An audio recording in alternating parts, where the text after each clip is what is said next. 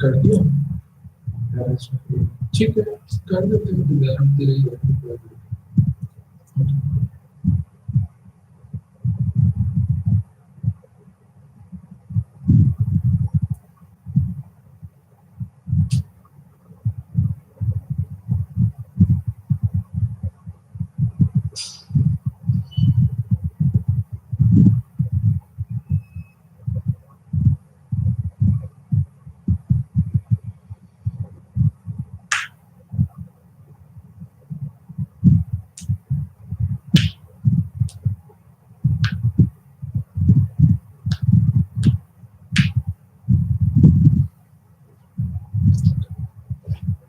A very good morning to all. We are all going to learn about the theories of economic growth. Now, it is all about national income and inflation. So let's begin with the meaning of economic growth. So the economic growth refers to an increase in the size of all over country economy over a particular period of time. So if the size of an economy is ultimately increased, then automatically it portrays that economic growth will also get increased over a period of time. But ultimately, the size will be measured by a total production of goods and services which has been produced in a particular accounting year, which is called a gross domestic product. So automatically, the size of an economy is totally dependent upon the level of a gross domestic product. It always depends upon that how much the production of goods and services in the economy is actually produced over a year or over an accounting year, so that the particular country will get to know that what would be the rate of economic growth, which automatically depends upon the GDP of an economy. Economic growth can be measured in nominal terms or the real terms. So when we talk about the nominal economic growth, it always refers that how much an increase in the dollar value of production of over time. So it means if there is any changes in the volume of production, then accordingly the prices of the goods and services will be reduced. And accordingly, a few economists will also talk about or have explained the concept of real economic growth. That means if there is an increase in the volume of the production only when there is a change in the prices. That means there is a positive, or you can say the negative relationship between the volume of production and the pricing level. So it automatically depends that how the level of economic growth will be, you can say, increasing or decreasing depending upon the GDP level. And this particular concepts which always reflects that how much a country is actually producing over a period of time as compared to a point of time. And that is called economic growth. Let's talk about the most important part of this particular concept, that is the theories of economic growth. So there are main 7 theories of economic growth. The first one is Harrod-Dommer model of economic growth. The second one is Somo model of economic growth. Third one is a vicious circle of poverty theory. Fourth one is lower level of equilibrium trap model. And the fifth one is the critical minimum effort theory, theory of big push, and the Rostow stages of economic growth. So let's begin with the theories. The first theory, that is the Harrod-Norman growth model. This particular model is always focus upon the importance of savings and investments will actually a great significant role in terms of growth of an economy. This model is always portrayed the two main characteristics of investment. The first one is it creates demand, which always reflects the demand effect. And the second one is it always reflects the productive capacity of the economy. If the particular organization or firm will increases its capital stock, that automatically shows the supply effect of investment. So it automatically, this growth is always depends upon the income and the capital, where the income reflects the demand effect and the capital will reflects the supply effect of investment. This particular model has been developed by an English economist whose name is Henry Roy Forbes Harrod, who has been from 30th February to 1900 to 8th March 1978. This model is always try to show up that there should be a steady growth which always exists in the economy. So once this growth is steady, is that means the if the steady growth rate is not working well or it's interrupted, then the economy will turn into a disequilibrium, and whatever the circumstances or the outcomes would involve, which leads to deflation and the inflation. So if that it always model always states that there is a steady growth in the economy. If this growth rate, a steady growth rate is not available, then the particular outcomes leads to inflation and deflation. It would be the higher, it would be a more higher. So this model of economic growth are actually based on the experiences, whatever the experiences of the advanced capitalist economies have faced, which always aim to analyze that what would be the requirements of the steady growth in such economy, which totally dependent upon the two main key elements, that is savings and investment. So savings, which relates to income, and the investment, it's related to capital or capital stock. That means when we talk about the capital stock, it relates to supply effect. When we talk about the income, it reflects to demand effects. And that this particular model states or explains this conceptual framework. The main assumption of this model of full employment would be there. There is no government interference. This model is totally based that there is a closed economy, no lacking, no time lag in any of the adjustments of any variables, whether it would be income, whether it would be savings, whether it would be investment, whether it would be capital as well.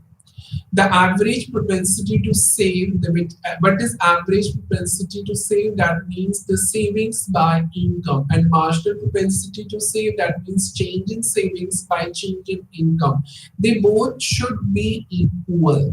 So the one of the most important assumption of this model, that EPS and the MPS should be equal to each other. That means if there is a change or if there is a no change, both would be equal. So whatever the values would exist, both will be or should be equal. When we talk about the both propensity to save and the capital coefficient, what is capital coefficient? Is a capital output ratio. That means the capital by output. That means the capital output ratio. Propensity to save, that means savings by income, or it's a combination of saving and income. Income, investment, and savings are always be defined in the net sense. That means it always defined over and above the depreciation. This is the assumption of this model. Savings and investment must be equal, whether it will be the changes, any changes incurred, and whether it will be any additional variable would also include. It should be equal in the ex ante as well as the ex post sense as well. So we talk about the Harvard model is based on three distinct rates of growth. There are three main rates of growth. The first one is actual growth rate. Second one is the warranted growth rate, and the third one is the natural growth rate. So when we talk about the actual growth rate, it stands by G. G is the actual growth rate, which is equal to the change in income by income. So Y stands for income. The warranted growth rate, that is stands for GW, that means is equal to savings by CR. What is CR? It is called a capital output ratio, which stands for change in capital by change in income. So before you calculate the warranted growth rate, it is important to understand what is the capital ratio, what is the capital output ratio, which stands for CR. That is the change in capital by change in income. So S by CR is a way that how to calculate the warranted growth rate.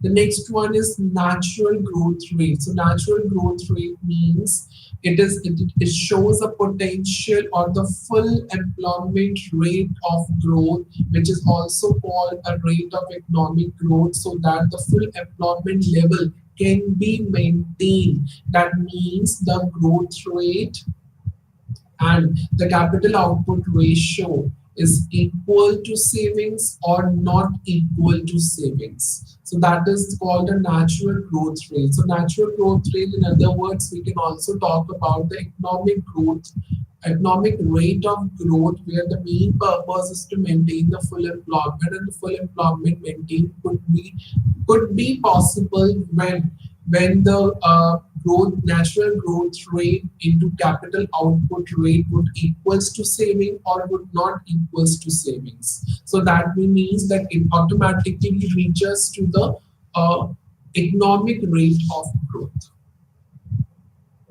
The next model is solo model of economic growth. So when we talk about this model is always focused on four main elements. So before I come up to four main elements, let's begin about this model. That this model is mainly to analyze how the nation economic growth rate would changes over a period of time. It was developed by one of the Nobel Prize winning economists, is Robert Solow, and it is only based on the modern economic growth theory. And what the modern economic growth theory depended on these four factors, that is population, savings, technology, and production. So when we talk about these four factors, that means we are talking about the Solow model of economic growth, whose main purpose is how to analyze the nation economic growth over a period of time. So population is the size and growth rate of the population. Savings is a rate where the people save their money. Technology is a rate of technological progress, and production is the cost of producing each unit of output. So this model is always shows a nation GDP, you can say, increases over a period of time when there is a fluctuations in the economic of a situation or the condition just because of the technological progress. So that this model also states that GDP, the nation GDP, and automatically economic growth will be measured on the basis of GDP. If there is a change, that means an increase in the GDP just because of the economic factors fluctuation, and that fluctuation is also caused by the technological progress, and that's called the solo model of economic growth. Technological, when there is a technological progress, that means which automatically it increases the production of goods and services over a period of time, and of course the efficiency of the labor force who are involved in producing the goods and services over that particular period.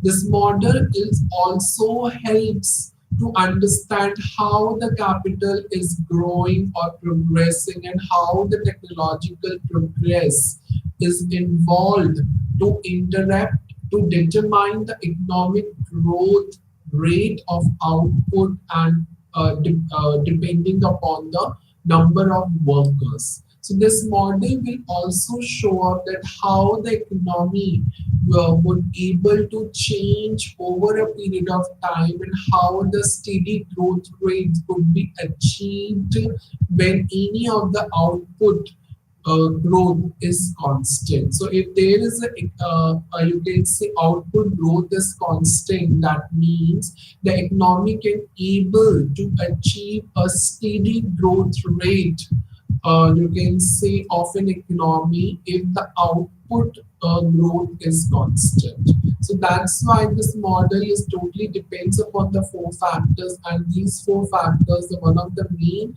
factor is technological progress. When there is a technological progress, production works increasingly, and efficiency of all the labors force which always a part of the population.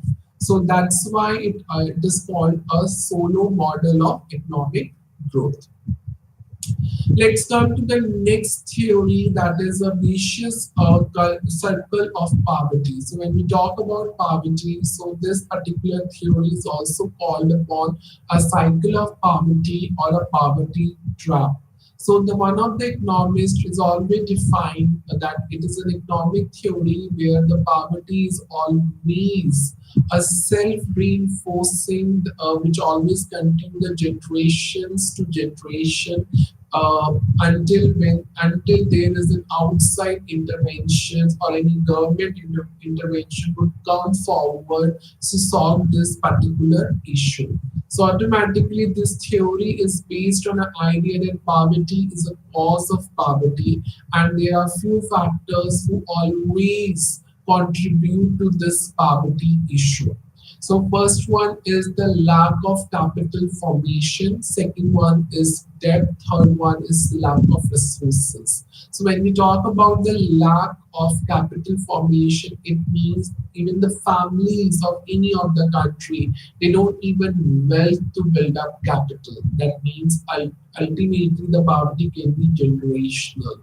When we talk about debt, the poor people borrow more and more and pay off the whatever the existing loan which has been to be paid by the poor people, and ultimately it increase their debt and interest payments, and automatically when they are no more, such debts payments and interest payment will pass on to their children, and as a result the poverty is automatically generated day to day or years to years in any of the nation.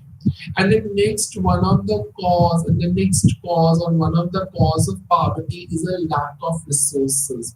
When the families of any of the nation or any of the country would face a shortage of resources, so that they can not able to meet up their basic needs, then ultimately it leads to poverty. How these issues would be resolved, and if they not be resolved, then ultimately they keep them into a poverty.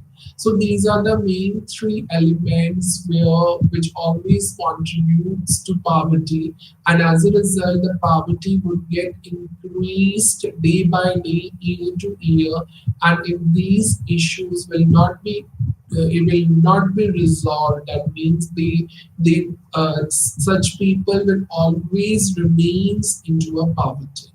So when we talk about the author who has developed this concept, that is Reginald Nurse, who has proposed this particular theory in his 1965, that is in the books Problems of Capital Formation in Underdeveloped Countries. This author has also defined that the poverty is as a phenomenon which is caused by the low income, low savings, low investment, low capital, low productivity, low employment. When these all economic factors are actually low, then ultimately it leads to poverty. So this author is also defined in what is the vicious circle of the poverty, which stands for income, savings, investment, capital, productivity, employment. And when these all economic factors are actually low, that means it automatically leads to poverty, and that this model is always stands on these economic factors which the author was named for Ragnar Nursey, who has already defined that it is these concepts or factors is always being formed in an underdeveloped countries, as you can see in the Nigeria, you can say most of the areas of such countries, African countries, we can talk about the Asian countries, we can talk about who are still developing, or maybe some of the regions are still underdeveloped, where just because of these reasons, which leads to poverty. Next model is low level of equilibrium trap models. So when we talk about the low level of equilibrium trap model, this model is also refers as one of the economic theory which always describe a situation where the nation or the country per capita income remains low.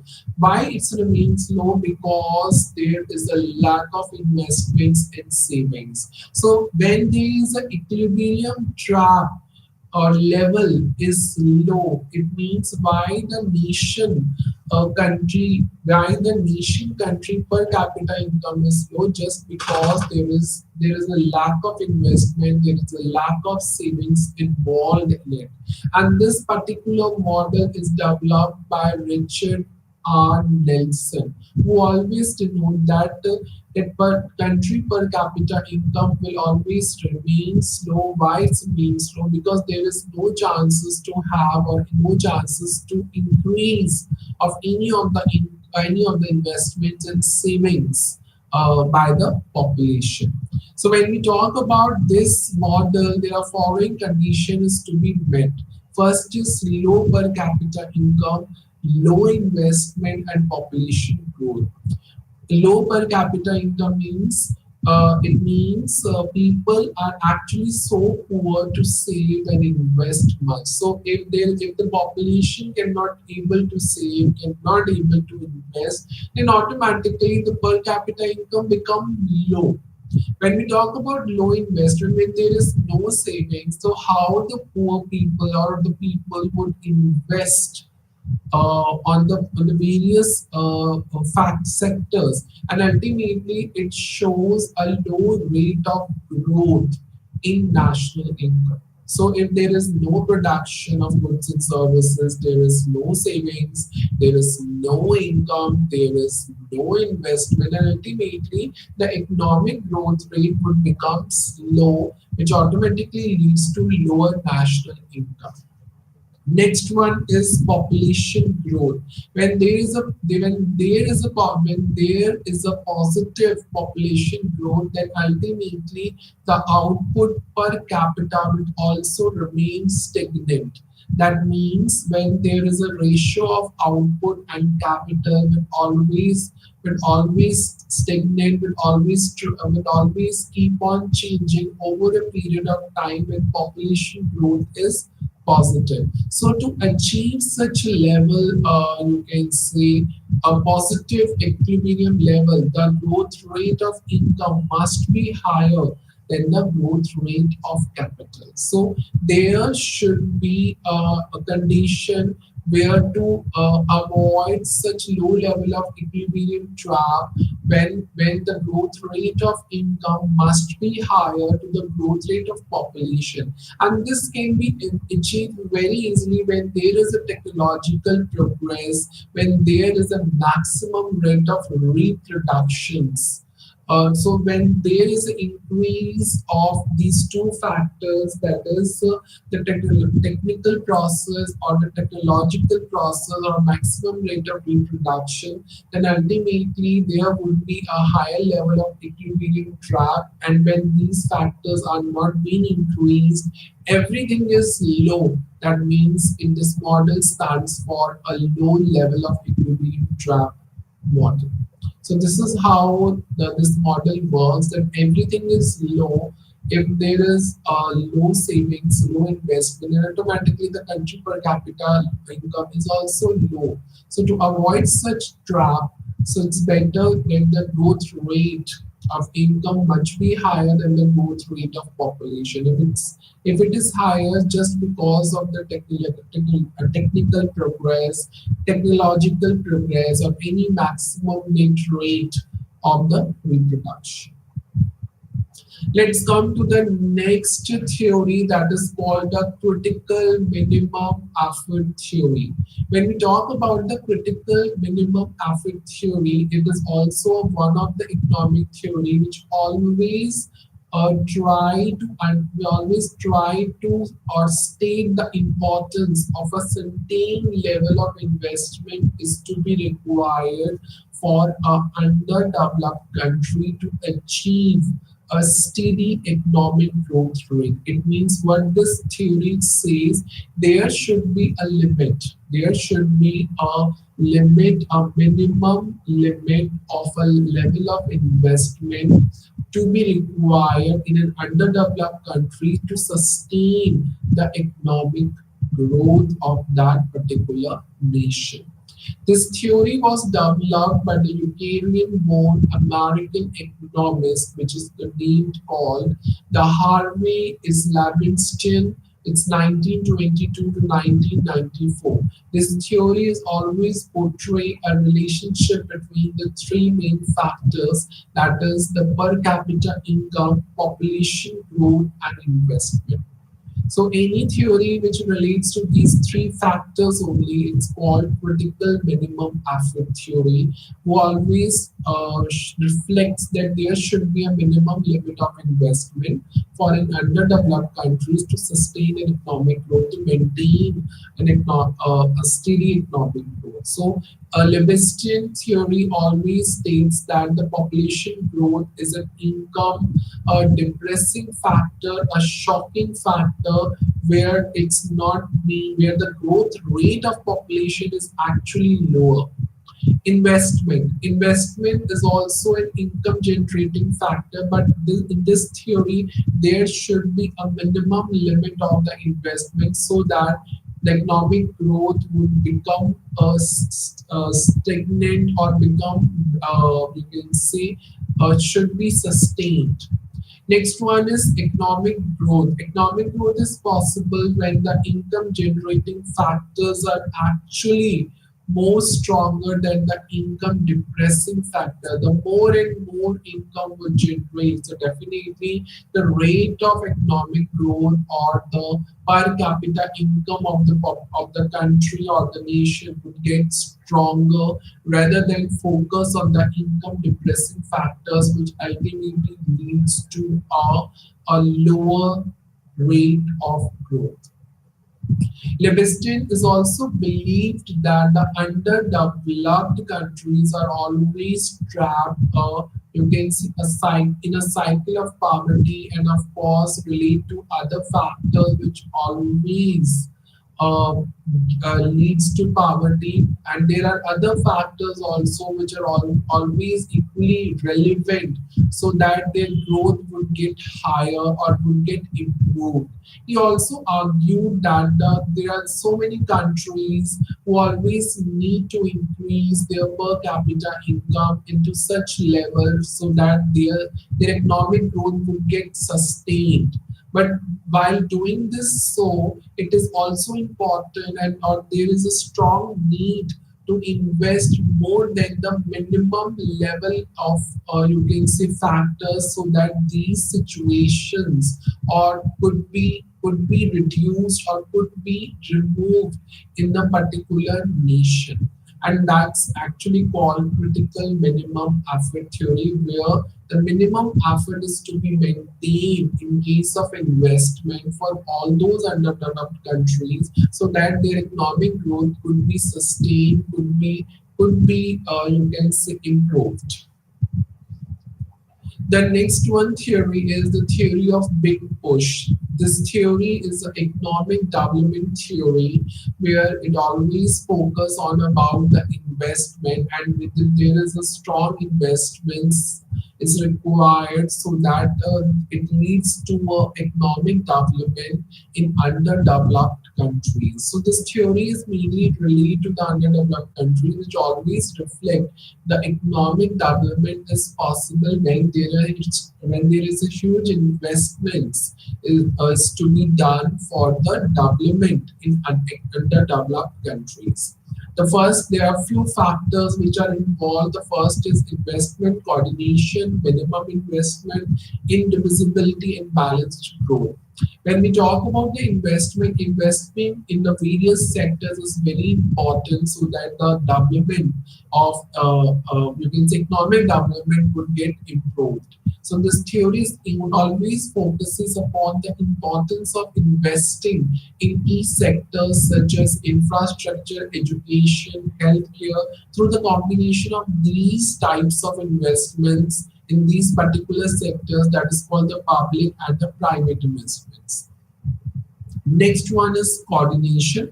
This theory is always focused upon the importance of coordination and how the coordination is to be maintained between the different sectors, or you can see segments such as the government agencies, private firms, international organizations as well.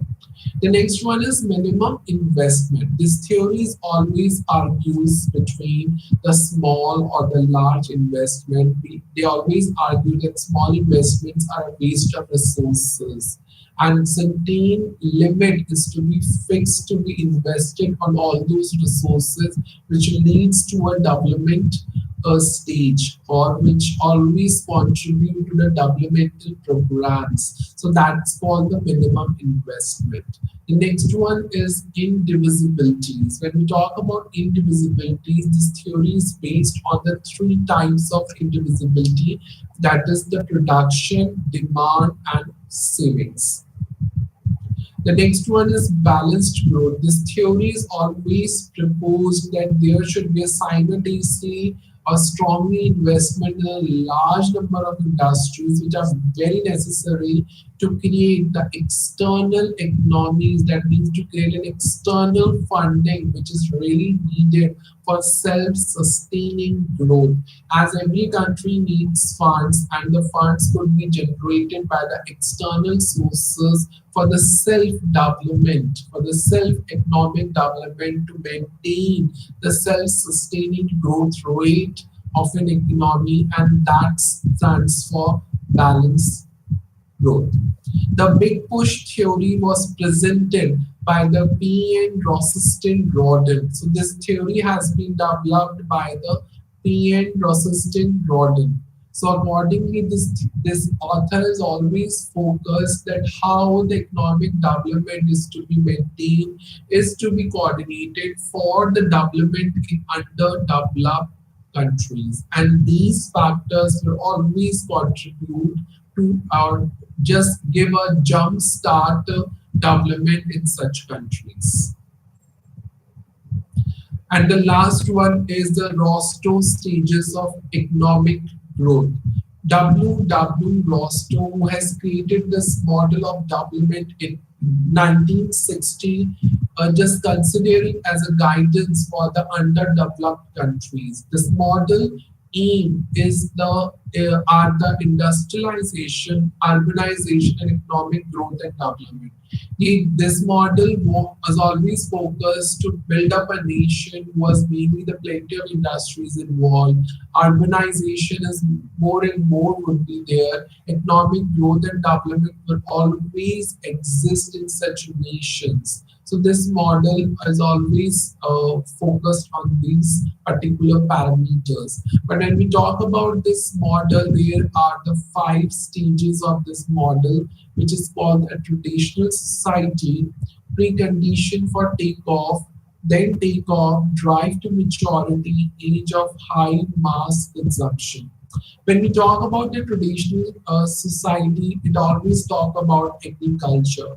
As in India, we can talk about the 80% of the labor workforce are working in agriculture, and the most income generated from agriculture only. And that's why this stage states agriculture is a traditional society which is always a main source of income for a country, and the technology is used in a pre-Nordian way. Pre-Nordian is a very clear technology is used is a labor incentive way.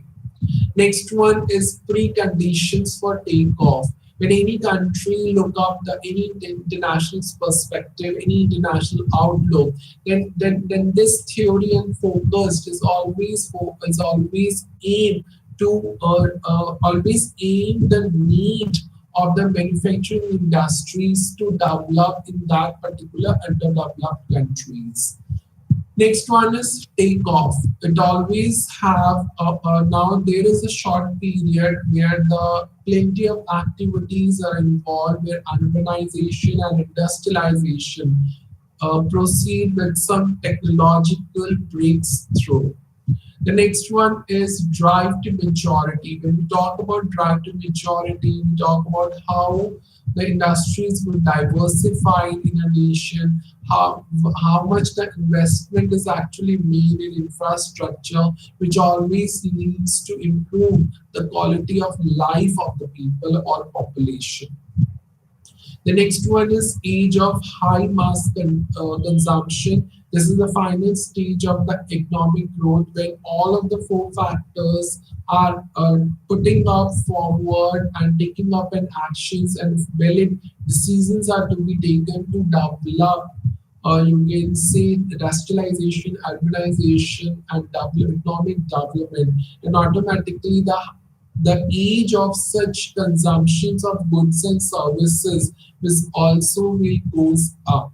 And this roster is also explained that these are the steps to be taken when you convert the underdeveloped country to the developed countries. So these stages are equally important. Now we talk about the next concept, that is called the national income. National income is an aggregate of value of all the goods and services is being produced by the plenty of the firms in a given financial year or during an accounting year. It refers to an aggregate revenue which has been generated by the firms, and it's paid for all those factors of production which has been used to generate that income, and that is called the national income or aggregate income. There are plenty of the factors or the aggregates of national income which is being used. What exact meaning? What are the methods to be to what are the methods used to measure that national income? Let's begin to understand that also. In national income related aggregates.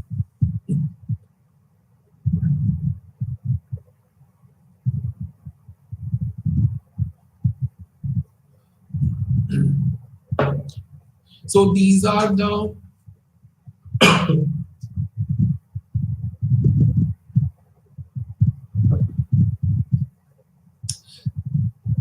these are the concepts which are which are related to the national income. So the first one is gross domestic product at market price, which stands for GDP MP.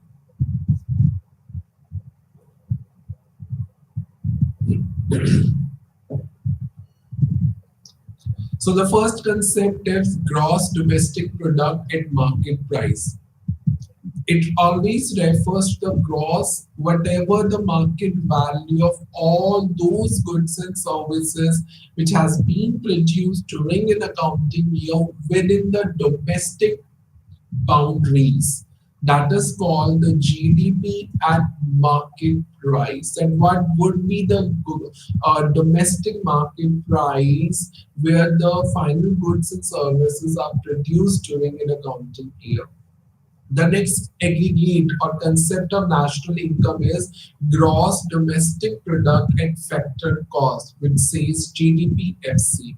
It refers to all those money value of all those goods and services which produced during an accounting year within the national boundaries, within the domestic boundaries, that is actually called gross domestic product at factor cost. Then what would be the gross value of all those goods and services which are going to produce during a year?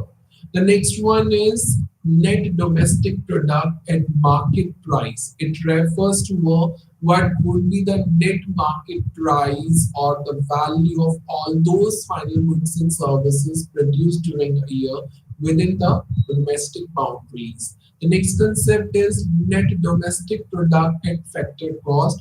It also refers to what would be the market or money value of all those goods and services which produced during a year within the domestic territory of a country.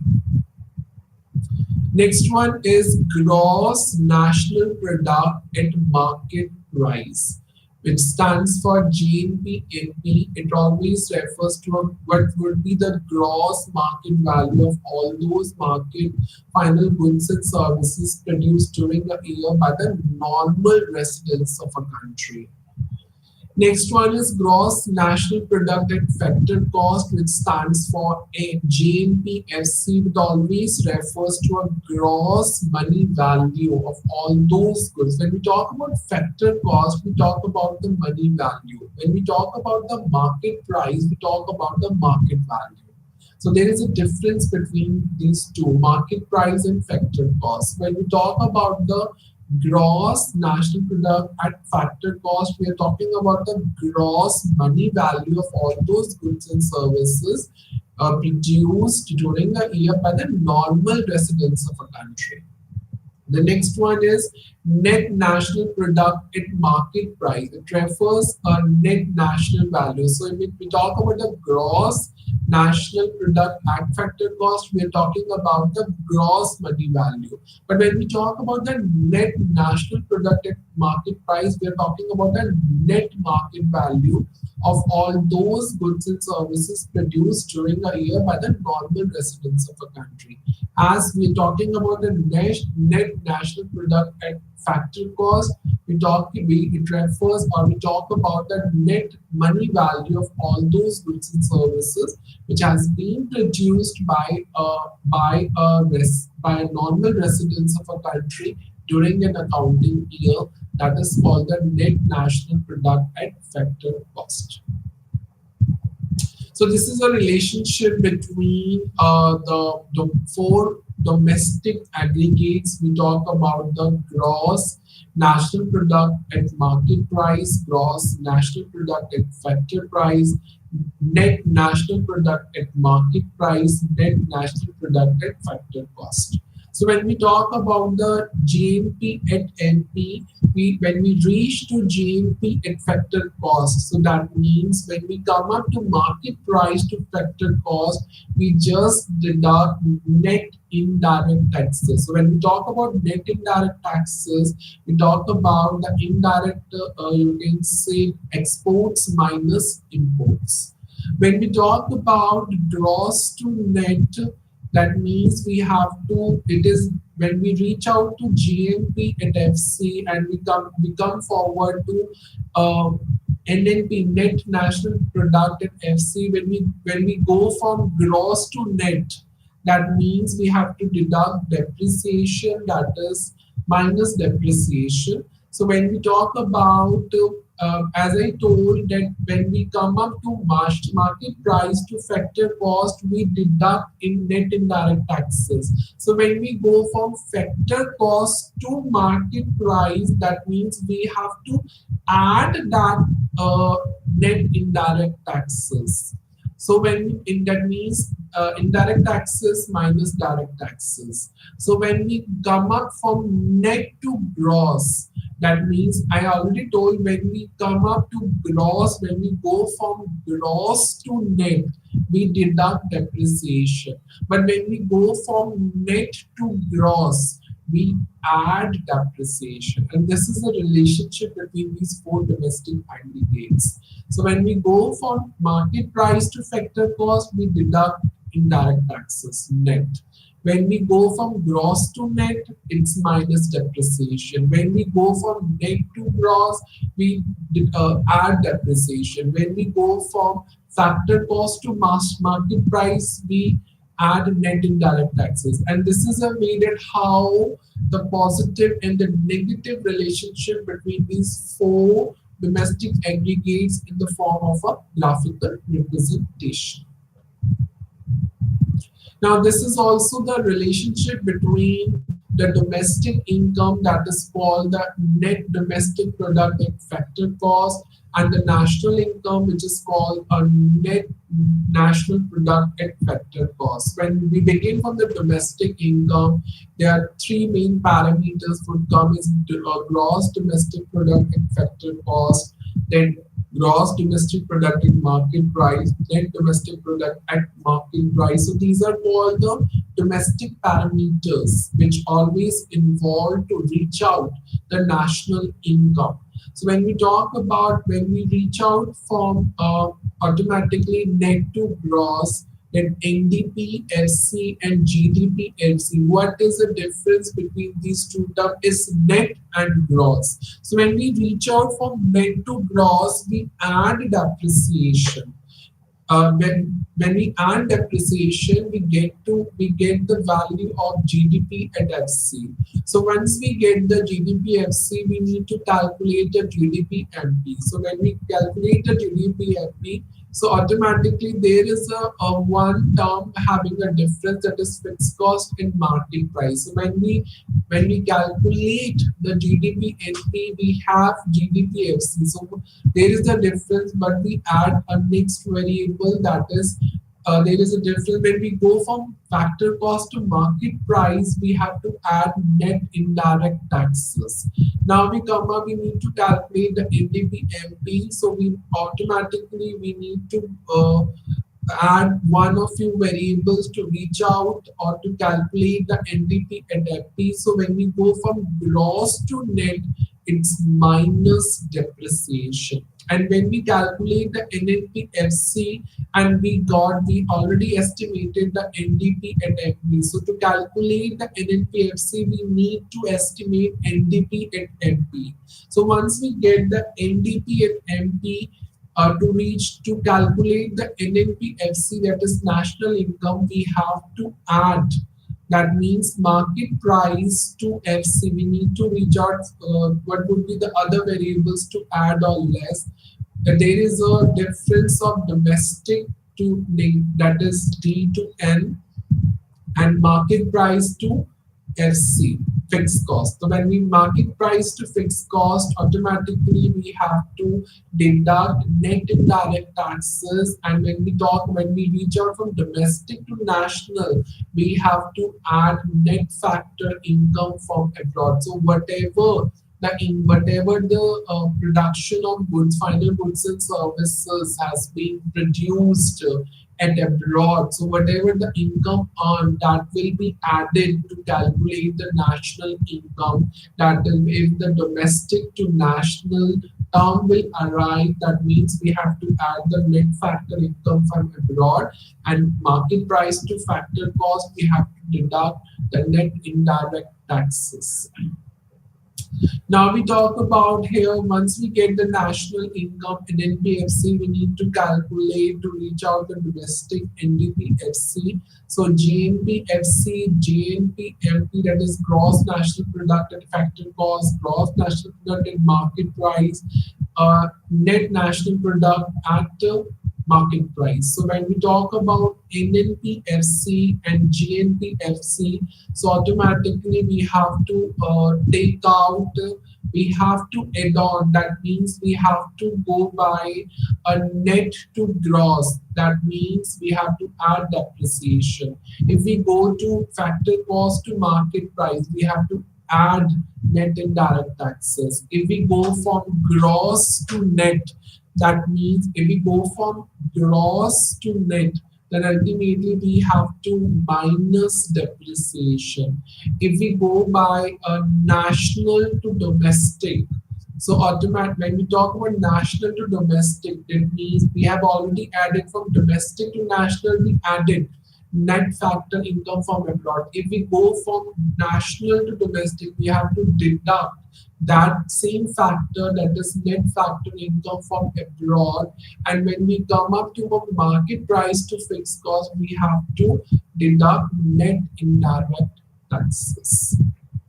So this is how the whole system of the domestic and national income works, and it always shows a positive or negative relationship on the various variables when it converts from factor cost to market price, when it converts from domestic to national, when it converts from gross to national or national to gross. So this is how this chart is portrayed. So when you reach convert from net to gross, you have to deduct depreciation. So all these parameters is automatically generated in this particular chart.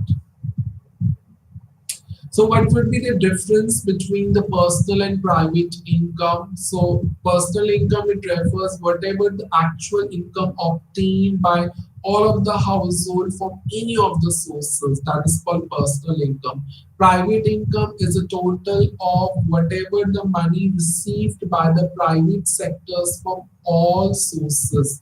That is called the private income. So what is the difference between personal? The main difference, the personal income, we are talking about the households. Private income, we are talking about the private sectors.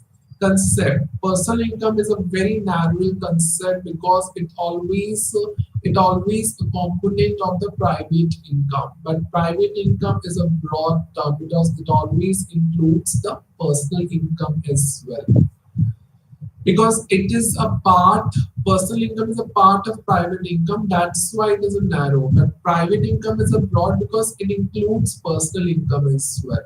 Personal income is equal to private income minus corporate tax, whatever the retained profits you earned during your process of transactions in that particular personal businesses. But when we talk about the private income, is equal to the personal income plus corporate taxes and retained earnings as well. Now we talk about the personal income and national income. So when we talk about the national income, it is a sum total of all those factors income which has been earned by a normal residents of a country over a period of time. So any sources where the income has been earned from all of the sources, from all those sectors, it always a part of the national income. National income includes the factors income only, that which factors of production has been used, where the income has been generated, whether it would be land, whether it would be you can say capital, whether it would be any type of organization. So how the only the factors of production, if any income has been earned, that should be a part of national income. Personal income does not include any income which has been earned by the public sector, but national income includes all those incomes, whether it will be private or public. Every income will be a part of the national income as well.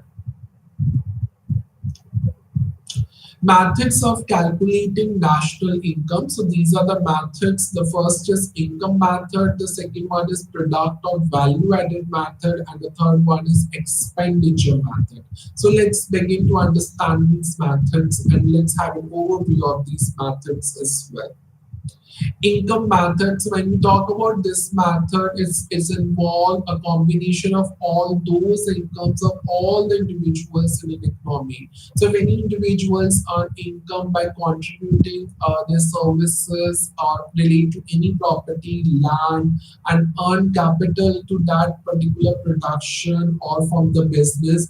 That is a part that would be included in the part of the income of all those individuals. So how to calculate the national income under income method? That is the employee compensation plus whatever the profits has been earned by the public sector.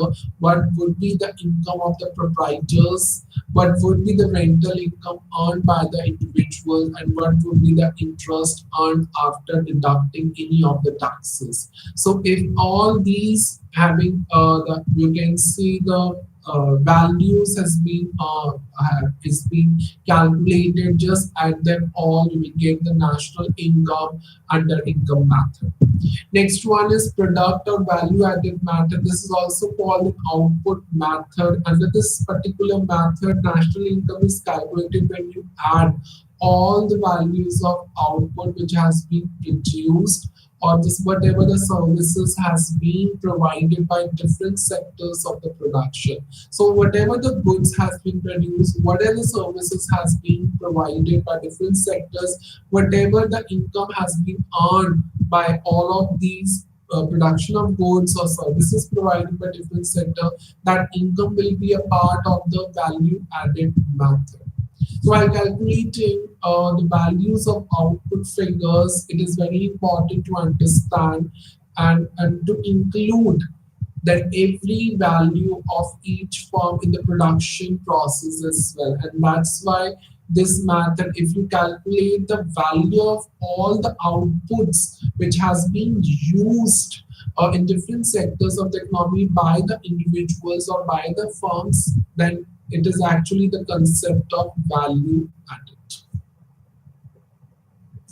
And the next one is expenditure method. In expenditure method is also called a total outlay method. This method is always based on the assumption that whatever the income has been earned by the individual, either they spend on the consumer goods or services, or it will be saved or invested.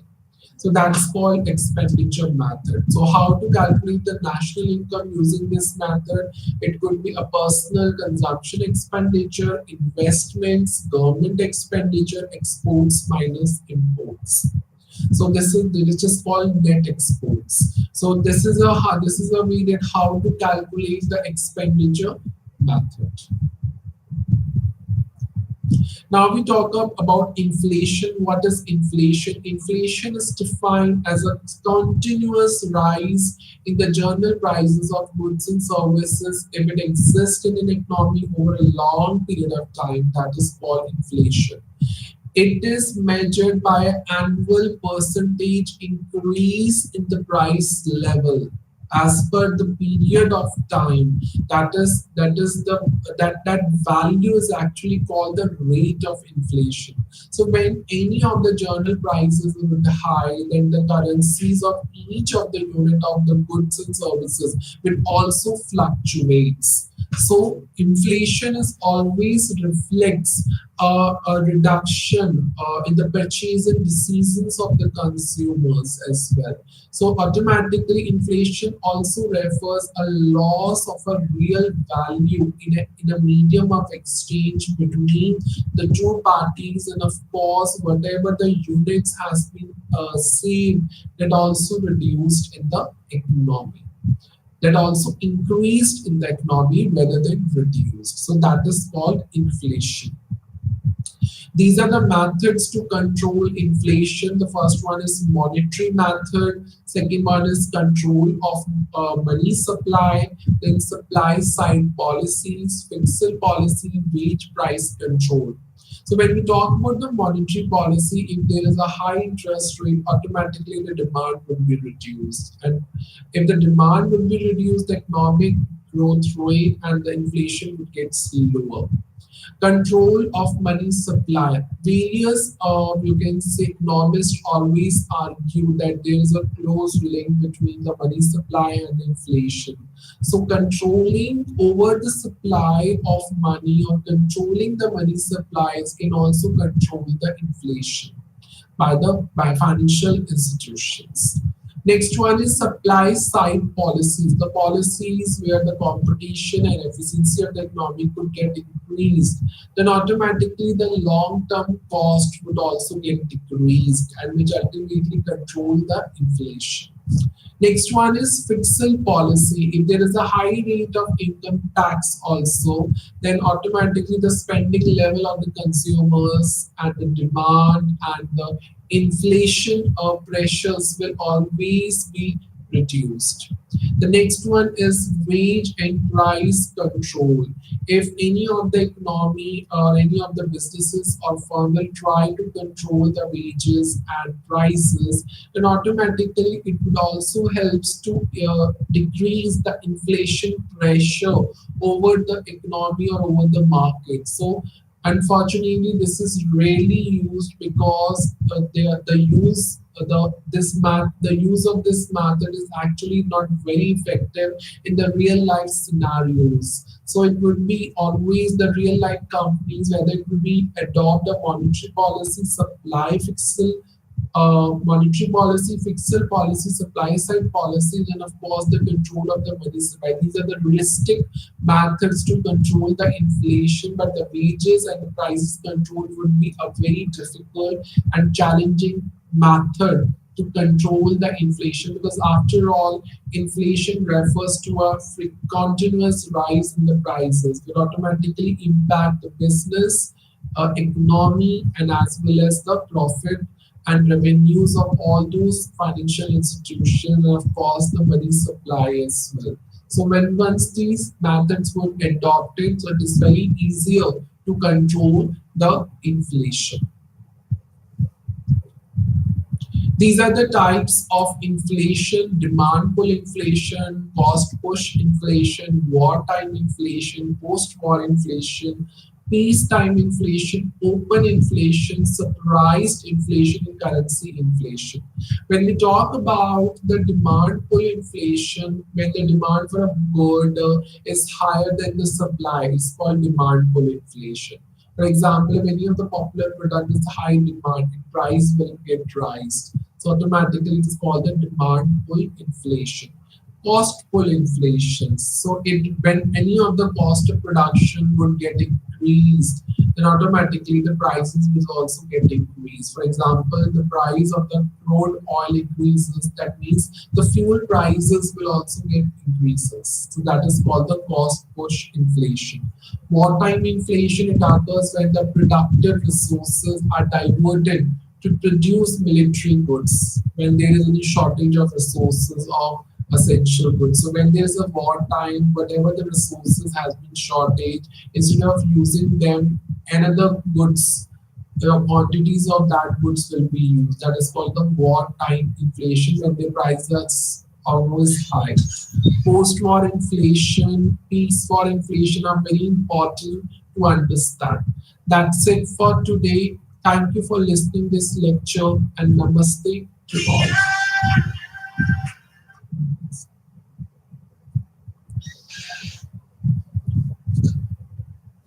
Hello, hello, no, करा दी. ठीक. नमस्ते sir. Sir नमस्ते. नमस्ते.